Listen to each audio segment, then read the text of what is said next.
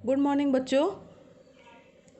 हम लोगों ने इसके पहले की कक्षाओं में पाठ 1 संख्या पद्धति के बारे में इसकी प्रश्नावली 1.1 हल कर ली है।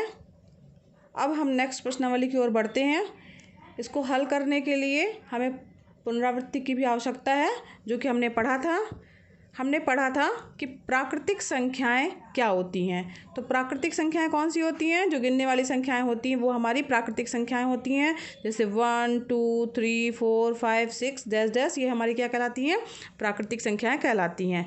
इसके अलावा हमने और भी पढ़ा था कि जब हम शून्य को इन प्राकृतिक संख्याओं में जोड़ देते हैं तो वो संख्याएं क्या कहलाती हैं? पूर्ण संख्याएं कहलाती हैं। जैसे 0 1 2 3 4 ये सारी संख्याएं जो हैं वो क्या कहलाएंगी?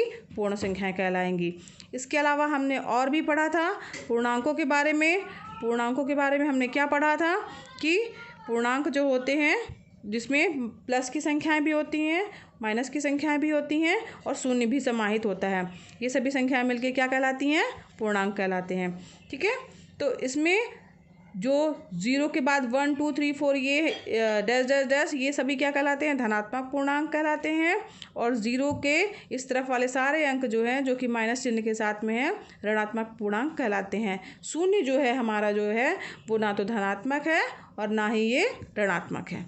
ठीक, इसके बाद हमने पढ़ा था परिमेय संख्याएं क्या हैं। तो परिमेय संख्याएं किन्हें कहते हैं? तो P/Q के रूप की संख्याएं जहां पर Q does not equal to 0 है, ऐसी संख्याएं परिमेय संख्याएं कहलाती हैं। जहां P और Q क्या है? हमारे पूर्णांक हैं। ऐसी संख्याओं को हम क्या कहते हैं? परिमेय संख्याएं कहते हैं। यहाँ तक हमने पहले भी पढ़ा था। अब इसके साथ साथ कुछ ऐसी संख्याएं भी हो सकती हैं जो P/Q के रूप में नहीं व्यक्त की जा सकती हैं। जैसे कि जो व्यक्त नहीं की जा सकती हैं उन्हें अपरिमेय संख्या कहते हैं।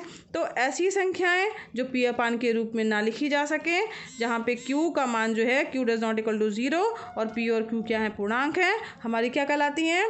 अपरिमेय संख्याएं कहलाती हैं। ठीक है, और ऐसी कौन सी संख्याएं होंगी जिनको हम P/Q के रूप में नहीं लिख सकते हैं?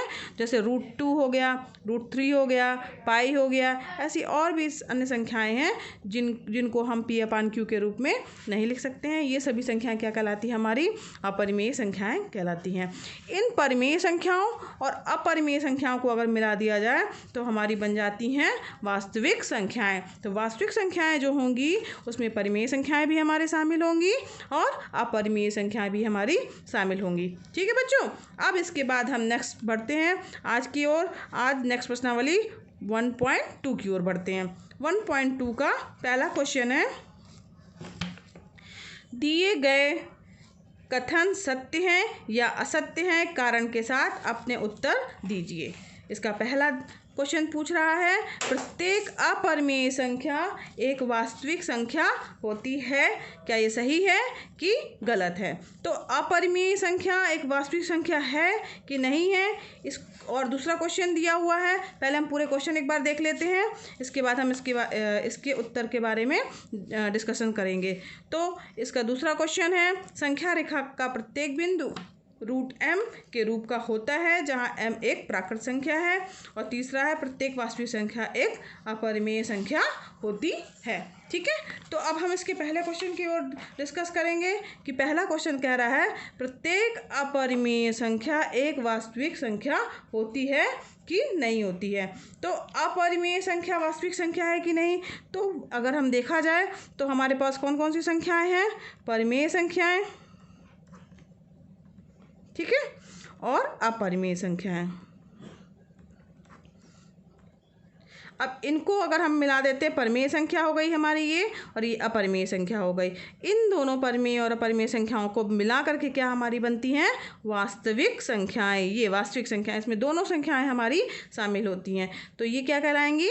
वास्तविक संख्याएं।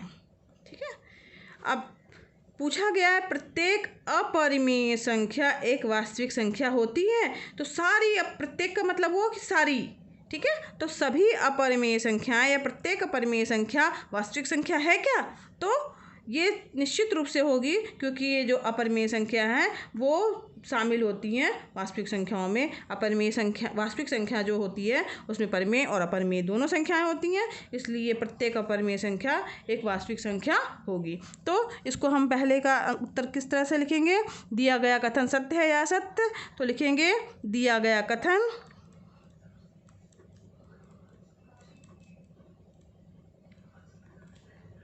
सत्य है। ठीक है, और इसके बाद इसके साथ साथ ये भी पूछा है, कारण के साथ अपने उत्तर दीजिए। तो इसके लिए हम क्या लिखेंगे कि प्रत्येक अपरिमेय संख्या सत्य है। क्यों क्यों सत्य है? तो यहाँ लिखेंगे क्योंकि प्रत्येक अपरिमेय संख्या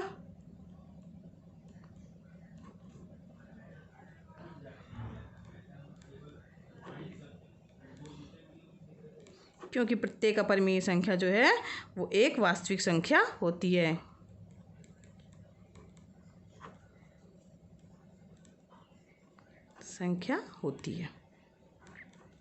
ठीक है, अब इसके बाद हम इसके दूसरे क्वेश्चन की ओर बढ़ेंगे। सेकंड क्वेश्चन पूछ रहा है, संख्या रेखा का प्रत्येक बिंदु रूट m के रूप का होता है जहां m एक प्राकृत संख्या है। तो यहाँ पे हमारी बात आ रही है क्या? संख्या रेखा की। संख्या रेखा कैसी होती है हमारी? ठीक है, यहाँ पे हो गया मान लीजिए 0, यहाँ हो गया 1। इस तरीके से संख्या रेखा के बारे में आपने पढ़ा है। यहाँ पे 1 2 3 4 5, यहाँ पे -1 -2 -3, इस टाइप से ये हमारी क्या हो गई? संख्या रेखा। अगर मान लीजिए m क्या चीज़ दिया हुआ है? प्राकृत संख्या है। ठीक, तो यहाँ पे दिया हुआ है m प्राकृत संख्या है, तो इसमें ये कहा गया है कि प्रत्येक बिंदु, जैसे हम ले रहे हैं 1 2 3, जो ये बिंदु दर्शाए गए हैं वो रूट m के रूप का होता है। तो हम देखते हैं कि ये रूट m के रूप का होता है कि नहीं होता है। तो हम 1 को क्या लिख सकते हैं? 0 को क्या लिखेंगे? √0। 1 को क्या लिखेंगे? √1। 2 को क्या लिखेंगे? √4। 3 को क्या लिख सकते हैं हम? √9। इसी तरीके से हम इधर की संख्याओं को लिख सकते हैं। लेकिन इस तरफ की संख्याओं को, ऋणात्मक संख्याओं की ओर जब हम जाते हैं तो हम इसे रूट के रूप में नहीं लिख सकते हैं। रूट के रूप में नहीं लिख सकते हैं तो, और √0 भी जो है वो क्या है? एक प्राकृत संख्या नहीं है, क्योंकि 0 जो है वो पूर्ण संख्या जिसमें है, 0 जो है वो प्राकृत संख्याओं में नहीं शामिल है, वो क्या है? हमारा पूर्ण संख्या में शामिल है। ठीक है, तो यहाँ पे हमारा जो है कथन क्या हो जा रहा है? असत्य हो जा रहा है। तो इसका आंसर हम क्या लिखेंगे? सेकंड का, अतः दिया गया कथन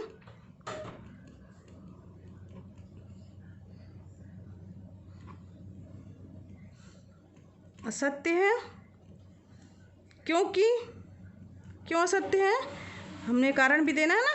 क्योंकि 0 -1 -2 आदि को किसी भी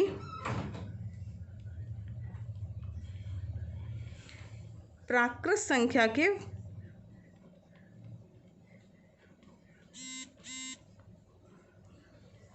वर्ग मूल के रूप में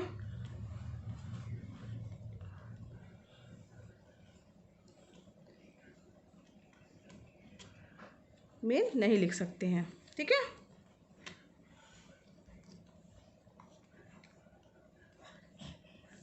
नहीं लिख सकते। ठीक है, इसके बाद बच्चों इसका तीसरा था हमारे पास में, प्रत्येक वास्तविक संख्या एक अपरिमेय संख्या होती है। तो चूंकि हम जानते हैं कि जो हमारी वास्तविक संख्या होती है, वास्तविक जो संख्या हमारी होती है उसके अंतर्गत हमारे पास क्या क्या आते हैं? परिमेय संख्याएं भी आती हैं और अपरिमेय संख्याएं भी आती हैं।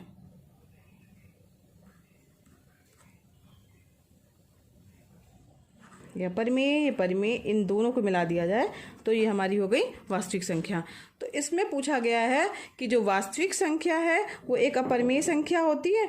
तो वास्तविक संख्याओं में ध्यान दो बच्चों, परिमेय भी संख्याएं होंगी और अपरिमेय संख्याएं भी होती हैं। जबकि हमारा प्रश्न पूछ रहा है कि क्या प्रत्येक वास्तविक संख्या एक अपरिमेय संख्या होगी, ये कह रहा है कि जो वास्तविक संख्या है वो अपरिमेय ही होगी।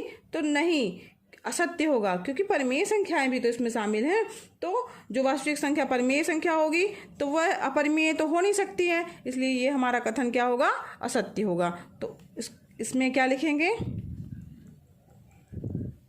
अतः कथन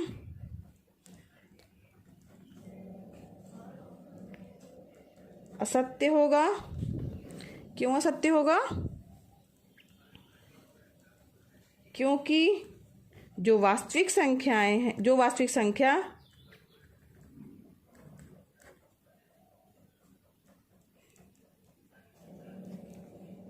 परिमेय होगी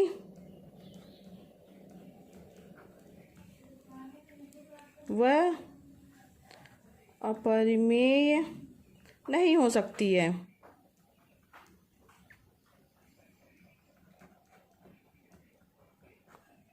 ठीक है, अब इसके आगे जो है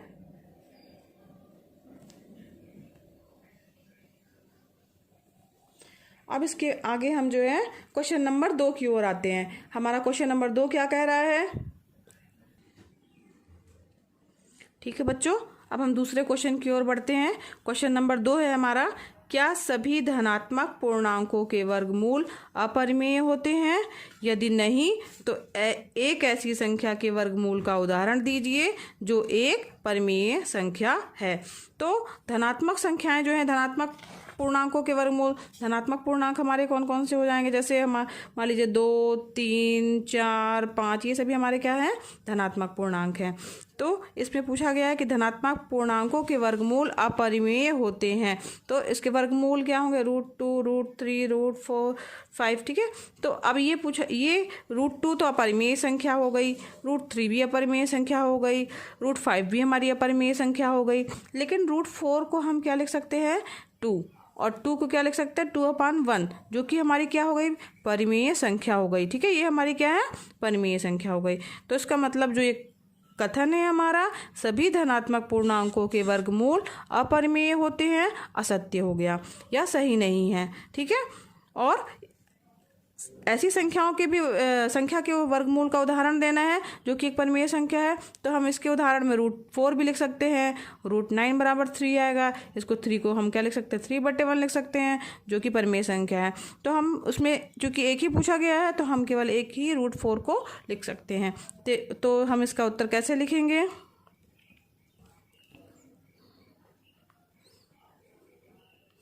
नहीं सभी धनात्मक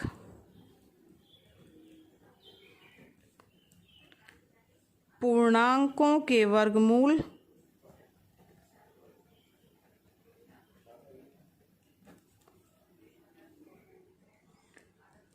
अपरिमेय नहीं होते हैं।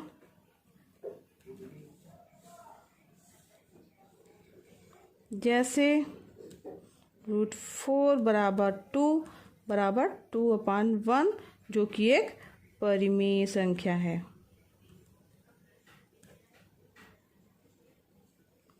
ठीक है, समझ में आया बच्चों। अब इसका क्वेश्चन नंबर 3 जो है हम नेक्स्ट क्लास में पढ़ेंगे। धन्यवाद।